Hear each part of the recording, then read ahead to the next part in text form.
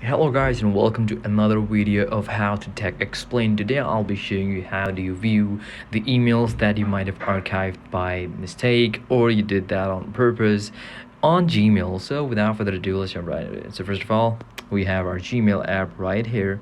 I'm gonna open up my Gmail app. Now you see, now I usually get these annoying LinkedIn pop-ups for job alerts, and frankly I just don't want to see them. But sometimes you just accidentally swipe to the left side and boom, your email is gone. You have no idea where it's gone. Sometimes you just can't find the archived email option here, right?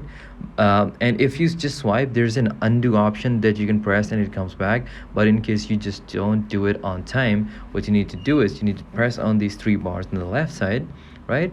And then you're gonna go to the all emails. Now you can see that the top two are the ones I just archived, and the third one actually says inbox, so that means that it is available in inbox, but the top two are not available sorry, actually only the second one is not available in the inbox. So that is the one I just archived, and that is how you can see all the emails you just archived. So I hope this video was helpful, and if you want to see more such interesting stuff about tech, about these apps, make sure to like, comment, and subscribe to the channel. Thank you for watching.